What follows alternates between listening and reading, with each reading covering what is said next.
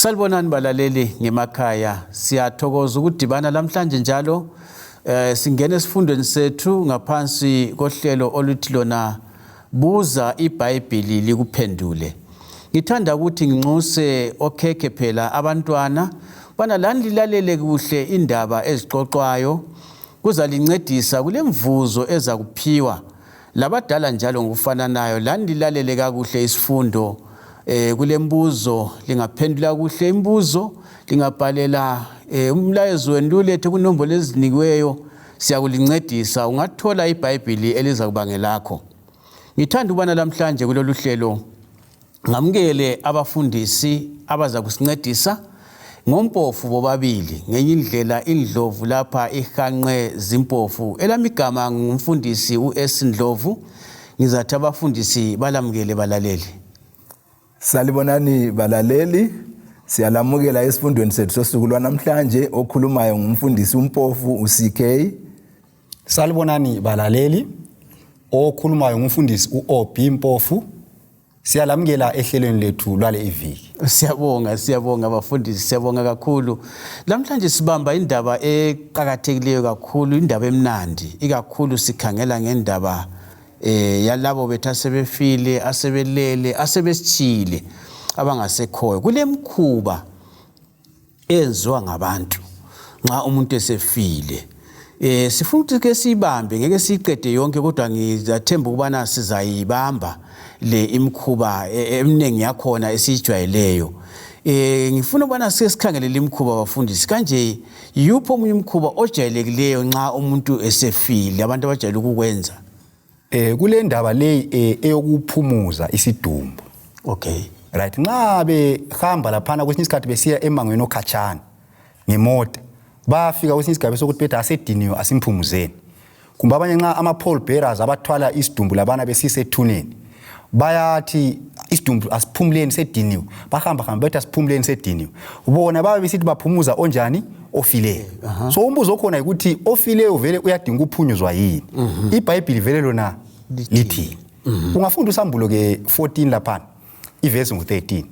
IBhayibhili yasitshela ukuthi babusisiwe abafele enkosini kusukela kulesi sikhathi.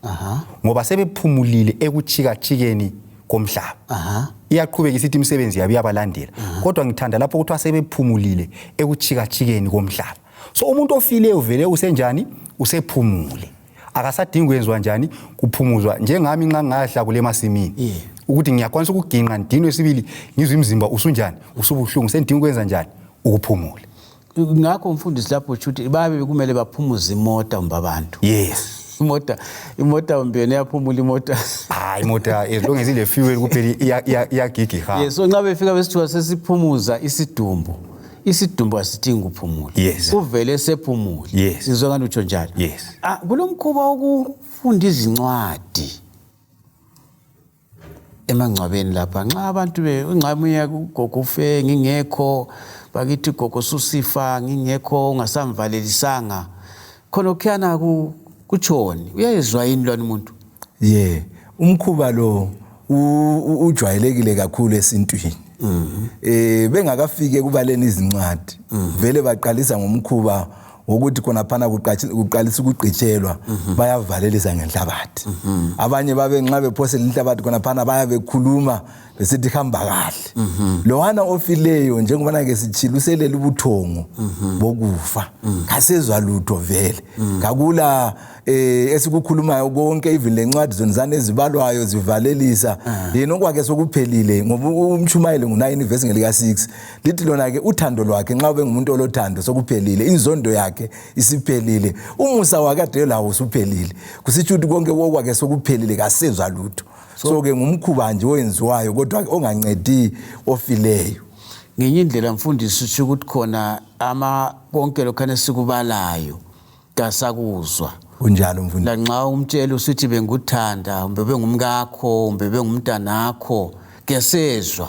Kunjalo. Yike nxa yokwenza omnye wathena nginika amaluba ngisaphila uze ngiwanukise ngizwe ukunukelela kwawo ngisaphila kulokuthi kwenye indawo ngeke ngathi ngingcwaba bafuna ukufaka ingubo sibili enkulu engcwabeni sebefaka ingubo lana engcwabeni laphana mina ngase sithi hayi phela ukhulu usele engela ngubo azayembatha indaba lingachiyeli ukhulu athi hayi kumele ahambe la ingubo le kodwa ke kwakungcono ukuthi ngaba bemthengele esaphila siyakukhona ukuthi antu yabona ukuthi kwesinye isikhathi abantu kasicabanga ukuthi esikwenzayo sikwenzelana ngize ngikhumbule lapho kuthiwa khona wakule church eyayile sango eliphansi abantu bengena bekhothama nxa bengena bekhothama iminyaka leminyaka okumfana lokho kubukela abantu bayakhothama kwazi ubuza ukuthi kathi bakhothamelana sokubuza ugogo wakho ukuthi gogo kathi mbona abantu nxa bengena lapha bakhothamelana ugogo uthi hayi siqala ukwakha ichurch le isango laliphansi kwakumele ukuthi umuntu angene senze njani manje kaTesla nxa isango selikhwezwa abantu bayakhotha so ngithi ukuthi kulezinye izinto abantu abazenza singacabanga ukuthi kathi sikwenzelana kunjalo sikwenzelani nxa wakhulela ekhaya uzakhumbula ukuthi kwakuthiwa abaningi lezakhumbula ukuthi kwakuthiwa khona nxa usequmzila wenyoka ngazi labe livela khona kumele ukhafule amanzi ngiyangizibuze la kaTesla zange ngibuze umuntu ukuthi kathi kwakusitshona sasikwenza kodwa kwakusitshona so sikhuluma ngemkhuba enjalo kodwa mayelana lokufa kuloku kubeka ilitshe kuthiwa tombstone unveiling ngesilungu kuyabe kusenziwani lapho njalo ibhayibhili lithini ngakhonoko siyabonga laphana ke sithola ukuthi abanye bakwenza ikakhulu ngemva komnyaka umuntu esefile njalo bajwayele ukwenza ngenyanga yakhona afe ngayo so babe besithi laphana bona kuyabe kusiya kwakhelwa ingcwaba kuyabizwa izihlobo zonke engcenye ngingakayiphambili kakhulu ngifuna ukuthi sithe sehlukanise ukuthi ukumaka ingcwaba kumbe ukwakhela ingcwaba lokuthi utshengisa abantwana ukuthi ukhulu wena ulele lapha akulacala ibhayibhili ayikwali lokho ngoba yimbali eyabitshelwa abantwana ukuthi babekwazi lokwakhela nje ithuna asohlupho kodwa ngaso kusenziwa lokho kuthiwa i-tombstone unveiling sokuhanjwa ethuneni so bayaqala bafike bakhulume bathi asesibuyile lapha yitho zibani sizolungisa lapha sicela imvumo khonapho sokulohlupho ngoba indaba esihamba ngayo eBhayibheli lapha ukuthi umuntu ofileyo kezwa kakhulumi nekaphendule so leyo indaba e-tombstone unveiling iBhayibhili ungayifunda kuMtshumayeli 9 ivesi 10 ithi yona konke isandla sakho esikuthola ukubana ukwenze kwenze usaphila ngoba akula mcabango akula lwazi akula nhlakanipho ethuneni lapho yakhona so nxa sebekhuluma lethuna laphana umuntu lwana nhlakanipho umuntu lwana lwazi ngeke vele anjani abezwe so sokuyabe sokungasahambelani lemfundiso yani yeBhayibhili uyazi mfundisi lapha uyachasisa ukuthi ukuphawula ingcwaba lokuthi ubani ulele la alikula hlupho sike sahamba saye Israel satshengisa ingcwaba lika Abrahama satshengisa ingcwaba labo bani uRachel labo bani kule ndawo yakhona khona ngale bayakutshengisa ungahambe eIsrael ngenye indlela ngeke ngatsho ukuthi ngeke ngathi ngisiye ekhaya ngahamba labantu abami kulabafowethu sebasishiyayo emulini sile ndawo yethu njengemuli esibeka khona abafowethu lezihlobo zethu ngihamba tshengisa lapha kulelubani lapha kulelubani lapha kulelubani kakulanto embi ngakholoko kunjalo ukuthi ngitsho lo wakhaya ngihamba kwakhalungisa into liyana akulahlupho kodwa sokuhlupha ukuthi sesikhuluma laye sesiba lenkonzo lomcimbi onjalo ingizwani sikubeka kucace ngaleyo ndlela ukuthi hayi kakula ndingeko yokuthi sikhulume laye ukubuyisa khona kuyabe kusenziwani nxa besithi bayabuyisa umufi abanye bayahamba khona phana engcwabeni bafike badonsa isihlahla bathi nxa belidonsa besiye ekhaya bathi bona simlethe ekhaya konke khona okukhana iBhayibhili ungafunda kuJobe 7 ivesi ngelika 9 lo 10 lithi lona ke le ndawo yakhe kasayikuba mazi kasabuyeli futhi emzini wakhe so ke ukubuyisa okunjalo ngaleyo ndlela ngoku sokungumkhuba ongasincediyo thina abaphilayo okunye futhi okwenza ukuthi abantu babuyise bacanga ukuthi umuntu osefile usesesigabeni esingcono ukwedlula lokho kade yikho khona esaphila kusitsho ukuthi sengavikela laba abaseleyo kodwa yena wehluleke ukuzivikela ukuthi afe kutsho ukuthi usengancedisa agcine imuli eseleyo kodwa yena wehluleke ukuthi yena azigcine esaphila so konke khona ukukhana ungakunanzelela imkhuba enziwayo kodwa ke engasancediyo ngoba uJobe futhi ku14 verse ngelika 21 uyazitshela ukuthi umuntu lo osefile ngoba eselela ubuthongo bokufa amadodana ake angaze aphakanyiswe adunyiswe yena akasazi lutho ngoba usefile.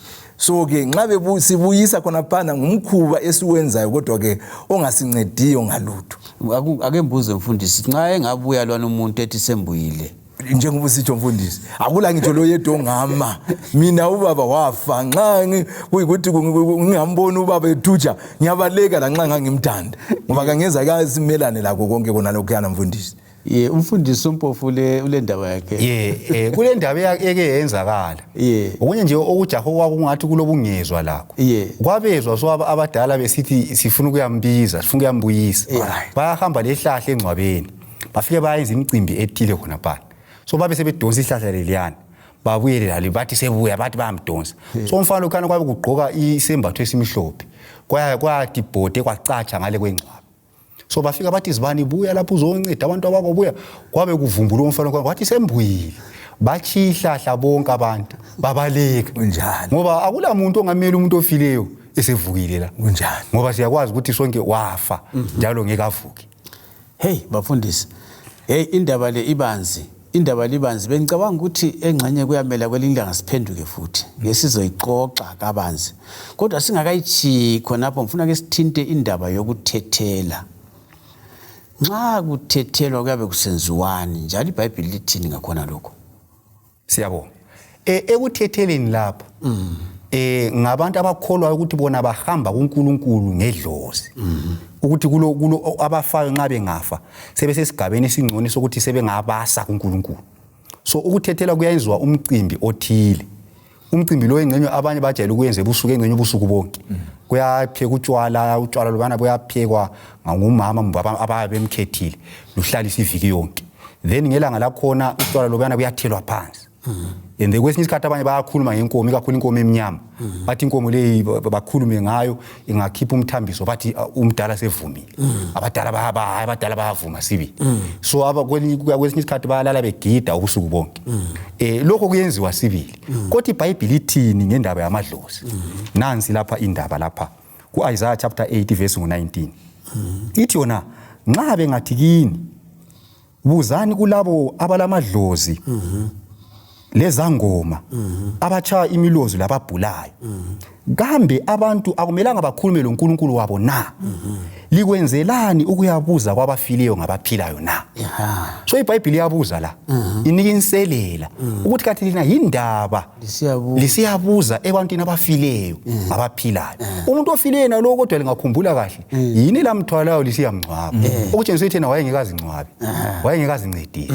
Lingakhumbula kahle sokusenziwa amaphepha wonke esefile yini lalihamba kuma funeral policy yalungisa useza linceda njani lina lamnceda ngokumngcwaba. Yikho kubuzwa iBhayibhili lapho. Bafundisi isikhathi sesingani sihambile kodwa ngifuna sibambe kule ndaba enzafusa sibambe eBhayibhilini indaba kaSamuyeli. Itholakala kuSamuyeli oqala 28 indima ka7 kusiya ku19. Kukhulunywa lapha ngongani uSamuyeli wavuka wakhuluma. Akelichasise ukuthi kwenzakalani ngoba abalaleli lapha nxa bebala indaba lokungenzakala ukuthi bakholwa ukuthi uSamuyeli wavuka lapha kwakuhamba njani. Ake siyikhangeleni indaba kaSamuyeli le ke ngizwe ukuthi sithini ngayo. Okwenzakalayo lapha mfundisi njengobana ke usitsho endabeni le kaSamuyeli uzananzelela ukuthi iBhayibhili kuSambulo ngo12 verse ngelika 4 iyakuthi ukuthi umsila wawo wadonsa ingxenye yesithathu yezinkanyezi zomkhathi. So okwakusenzakala lapha ukuthi uSawuli esesempini izinto zezinzima wahamba wayabuza esangomeni. Yikho indaba kaSaul ledlozi lesana lase-Endori. Uzananzelela ukuthi evusa khona phane sithi yena uvusa uSamuyeli. Kwakungasiyo Samuyeli kodwa ke lidlozi okuyingilosi embi eyalingisela uSamuyeli esaphila. Yena wehluleka ukulalela uSamuyeli esaphila nxa wayemcebisa ephuma entandweni kaNkulunkulu uthi ukuthi kwankankoneza mlalela kade sesephilile. So leli lidlozi leli elibi elavuswayo. Ngiyabonga mfundisi kodwa ngathi ungabala khona phana kuSamuel oqala ngo28 alibale balaleli ngemakhaya chapter 28 indima ka7 kusiya ku19 inkosi laphana uthi yena umama lo oledlozi uthi ngikuvusele bani abe sesithi yena uSawuli inkosi uSawuli athi ngivusela uSamuel njalo futhi kulomuntu ovuka ngawabala indaba leyo yebo uyavuka umntwana kube lamabala akhulumayo kunjalo uchasisa njani khona ukuthi ulamabala akhulumayo azakhuluma athi umlimi sekulahlile wabulalelanga uNkulunkulu sekulahlile nguye umfundisi uthi asoSamuel manje kuhamba njani khona kuyana mfundisi njengoba ngichila ukuthi ilidlozi konke khona esikubona izipuku la konke okunye ngamathongo esikubonayo konke khona kuyana ngama demon la alingisela umuntu obephila esenza olutho oluthile even kwesinye isikhathi amademoni lawa ayakwanisa ukulingisela akhulume exactly ukuthi umuntu ephila wayethandana njengoba wayeza ukuthi wakhuluma ukuthi uNkulunkulu kulahlile wayekwazi ukuthi vele wamlahla ngoba engalalanga intando kaNkulunkulu so lidemoni lelane lalikhuluma laphana yena futhi kalibonanga owabonayo yena isangoma sonisane sabonayo yena wayeselelete mbo phasi ngobuso so ngasi uyakwanisa ukumvusa yena uSawuli ukuthi akhulume simbuze ukuthi wabonani yena akabona ngalutho ngoba kwakulidemoni kodwa uyabona ukuthi kunzima mfundisi yikho ngifuna ukuthi abalaleli bakubambe kuhle ukuthi khona lwana wavukayo kaSoSamuel njalo kodwa nxa wayengabona okhangeleyo ngenye indlela asikuchasiseni ukuthi ingilosi kaSathane iyathatha isimo sakho mpofu kunjalo nelizwi lakho exactly ngoba ngiyake ngizwe kuthiwa kwezindawo uzothiwa uyazovulela inkomo zakhe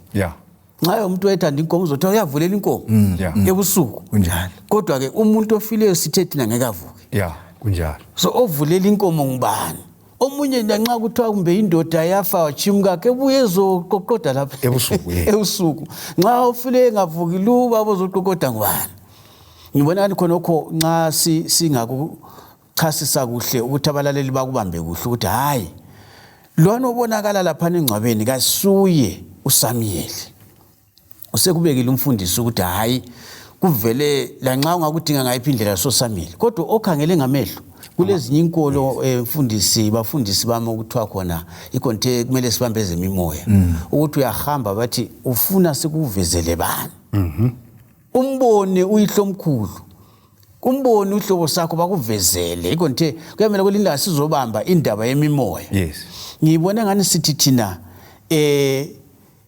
abafileyo bafile kunjalo kabazi lutho bangeke babuye ngeke sibabize ngeke sikhulume lapho bafundisi bami ngithemba ukuthi kuvikelizayo sizayibamba indaba yokuthi ngale kwengcwaba kwenzakalani ngoba abalaleli ngibona bayimelele sesikhulume kakhulu ngengcwaba sesifuna ukukhuluma ngangale kwengcwaba bafundisi bami balaleli sithanda ukubonga kakhulu okumangalisayo ukulalela kwenu ngithanda ukukhuthaza futhi ngemakhaya abantwana kulembuzo elizayibuzwa ngezindaba zabantwana ungathola ugwalo lwakho oluhlo olumangalisayo ungalalela kulolu luhlelo ebadaleni sengimphile intombi yakwamaphosa ubongi umbuzo azalibuza wona kulolu luhlelo lilalele kakuhle liphendule umbuzo lisimpendulo zenu kunombolo zakhe